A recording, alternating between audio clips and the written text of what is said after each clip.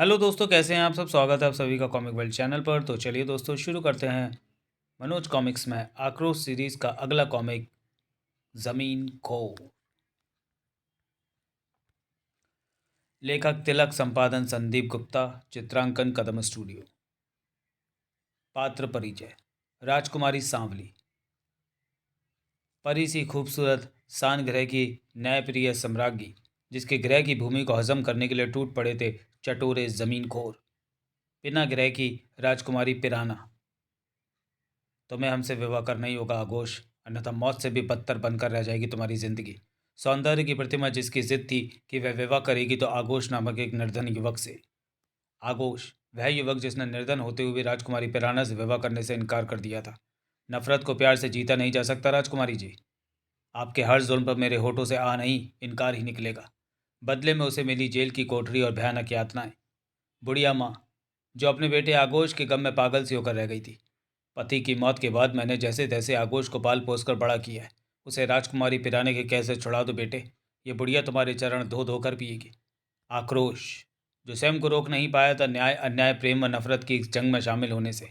मत रो माँ, आक्रोश तेरे बेटे को छुड़ा कर लाने का वचन देता है। मुझ पर यकीन रख।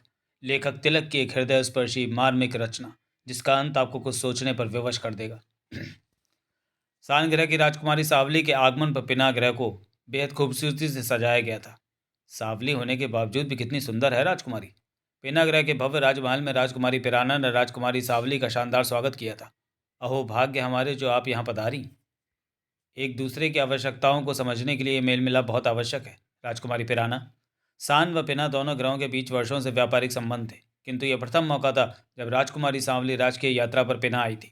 राजकुमारी सांवली की उस राजकीय यात्रा के दौरान कई व्यापार समझौतों पर दोनों ग्रहों की मोहर लगी थी। इन समझौतों से हमारे संबंध और प्रगाढ़ होंगे। जरूर। राजकीय कार्यों के निपटान के पश्चात पर्यटन का कार्यक्रम बनाया गया था। राजकुमारी सांवली, ये किला हमारे परदादा ने बनवाया था। इसकी आधारशिला हमारे परदादा ने अपने दुश्मनों के खून मिले गारे से रखी थी। किले के उस भाग में बने सरोवर के तल की ओर निगाहें जाते ही स्तब्ध रह गई राजकुमारी सांवली। उफ, इसमें तो सैकड़ों मानव खोपड़ियां पड़ी हैं। जी हाँ राजकुमारी सांवली, यह परंपरा हमारे पूर्वजों के जमाने से आज तक चली आ रही है। गद्दारों, अपराधियों व सरफिरों के सर कलम करवाकर उनकी खोपड़ियां इस तालाब में डाल दी जाती हैं। उफ, आपकी परंपराएं काफ़ी क्रूर हैं राजकुमारी पिराना। हम ये दृश्य नहीं देख सकते, आइए आगे चलते हैं। आप बहुत संवेदनशील हैं राजकुमारी सांवली। शासक को क्रूर ही होना चाहिए। प्रजा नाम के घोड़े को काबू में रखने के लिए उस पर अनुशासन व कठोरता की लगाम होना अत्यंत ज़रूरी है, अन्यथा शासन का तख्ता पलटते देर नहीं लगती। हम इस बात को नहीं मानते। प्रजा का हृदय जीतने, उसका मान सम्मान प्राप्त करने के लिए अन्याय की लाठी नहीं, प्यार की सौगात चाहिए। अपने अपने उसूलों की बात है राजकुमारी सांवली। हमने तो बचपन से राजनीति का यही गुण सीखा है। आइए इस ओर चलिए। समय बड़ा बलवान है राजकुमारी पिराना। एक दिन आपको मानना ही होगा कि आप गलत हैं और हम सही। कहते कहते ठिठक कर रुक गई राजकुमारी सांवली। उफ, ये कौन है। इसके शरीर पर चींटे को छोड़े जा रहे हैं। आह, सुनकर आपको हैरानी होगी राजकुमारी सांवली। मैं इस युवक से विवाह करना चाहती हूँ और ये मूर्ख उस प्रस्ताव को स्वीकार नहीं कर रहा। यातना का ये क्रम हर रोज़ बल्कि उस वक्त तक चलेगा जब तक ये हमारा विवाह प्रस्ताव मंजूर नहीं कर लेता, या फिर ये मर नहीं जाता। बड़ी ही जालिम मुस्कान थी राजकुमारी पिराना के होठों पर। कैसे हो आघोष। अपनी आखिरी सांस तक भी यही कहूँगा राजकुमारी पिराना कि बेहतर। हाँ राजकुमारी पिराना, पहले से बेहतर हूँ मैं, क्योंकि अपनी खूबसूरती व ताकत के मद में चूर एक घमंडी राजकुमारी से विवाह करके उसकी गुलामी करने से कहीं बेहतर है ये यातना। क्रोध से लाल हो गया राजकुमारी पिराना का खूबसूरत चेहरा। सैनिकों, इस पर जोंके छोड़ो, इसका हट तोड़ कर रहूंगी मैं। हार जाओगी राजकुमारी, हार जाओगी। चीटों को आगोश के शरीर से साफ कर दिया गया और छोड़ दी गई जोंके।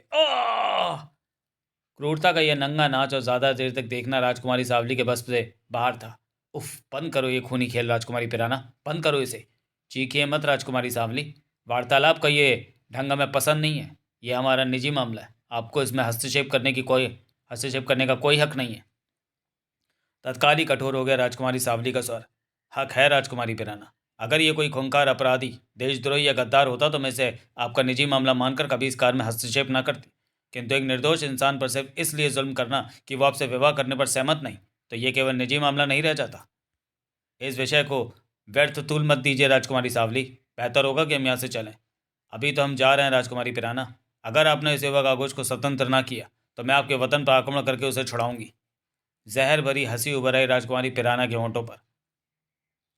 तुम निश्चित रूप से मुझसे ज़्यादा सैन्य ताकत रखती हो, किंतु वह दिन कभी नहीं आएगा राजकुमारी सावली, क्योंकि मेरे ज़मीन खोर अब तुम्हारे वतन की मिट्टी को खा जाएंगे।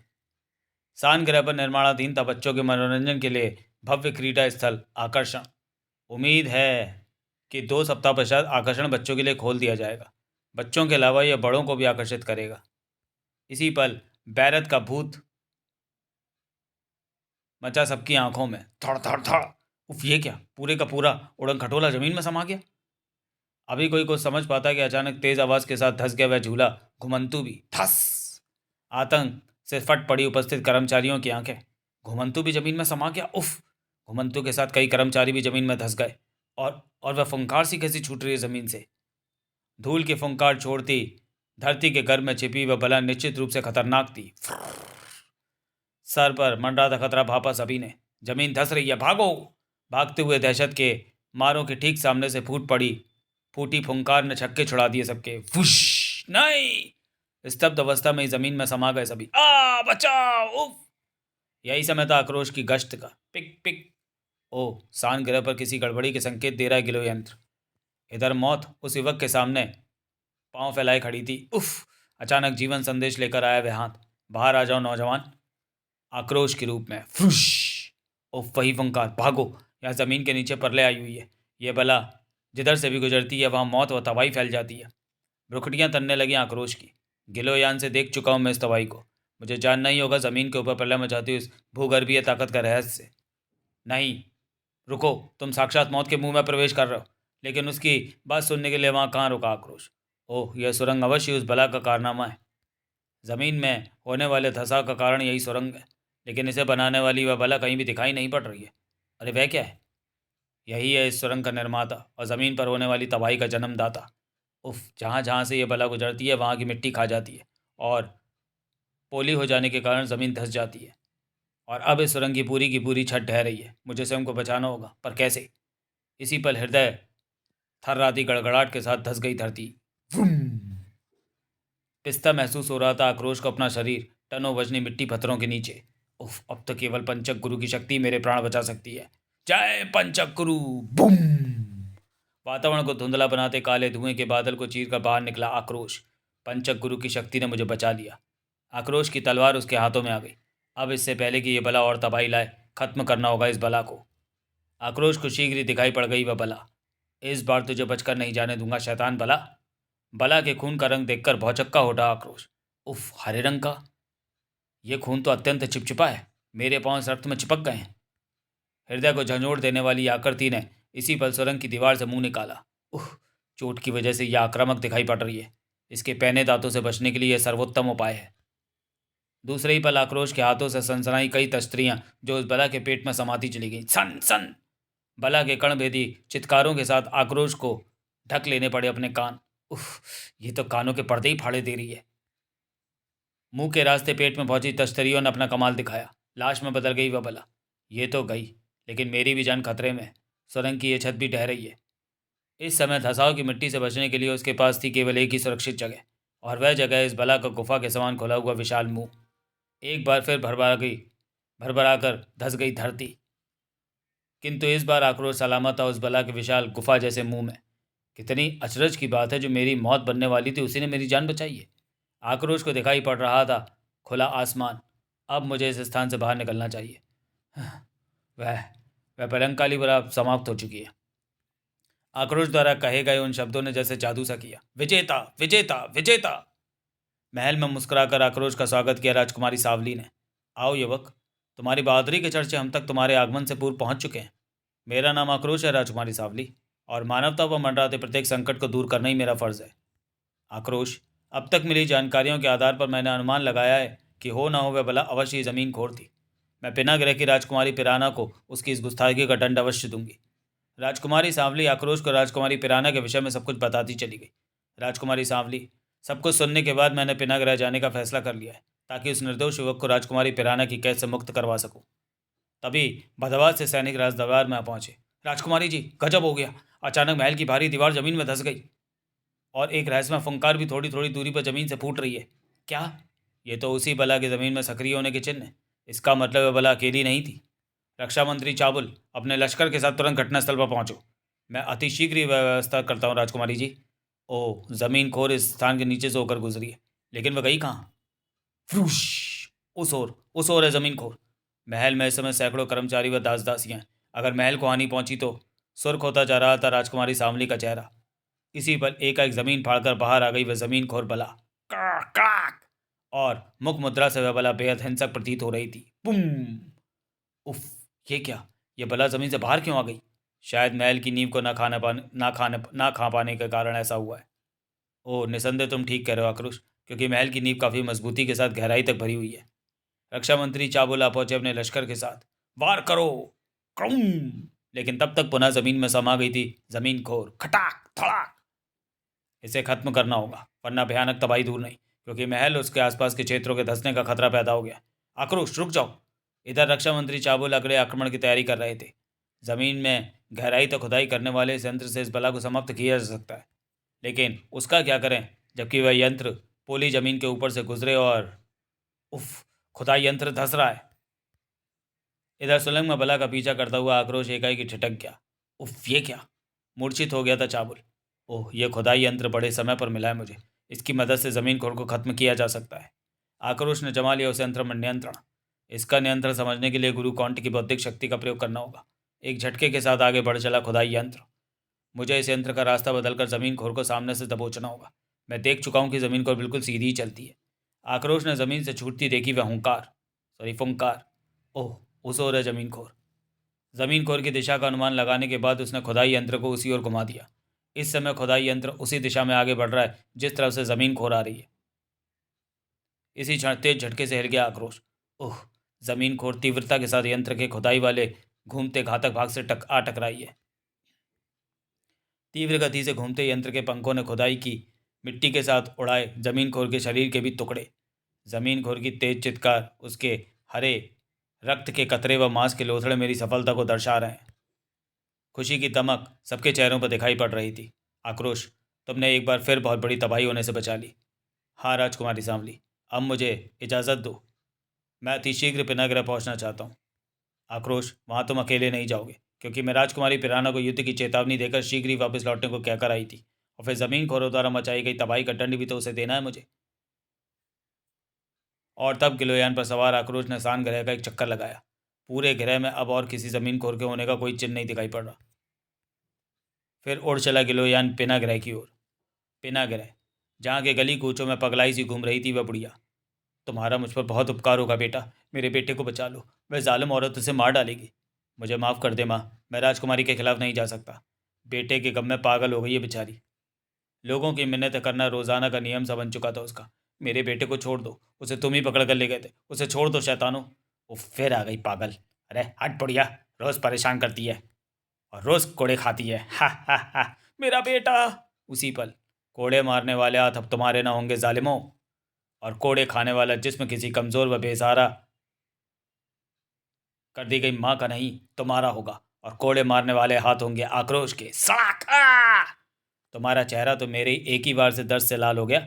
इसे मारो, इसे और मारो बेटा। इन शैतानों ने मेरे बेटे को मुझसे जुदा किया है। जुल्म ही खत्म करने तो मैं यहाँ आया हूँ। होश में रहकर वार करना प्यारे। सर! क्रोध में आकर नहीं, भड़ाक!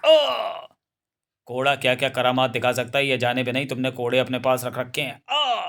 तभी पगलाई से आगे बढ़ी वह बुढ़िया, और आक्रोश का चेहरा अपने दोनों हाथों में भरकर डबडबाई आंखों से कह उठी, तुम जियो हजारों साल बेटे, मगर मेरे बेटे को जालिम के पंजे से छुड़ा दो। कौन है तुम्हारा बेटा?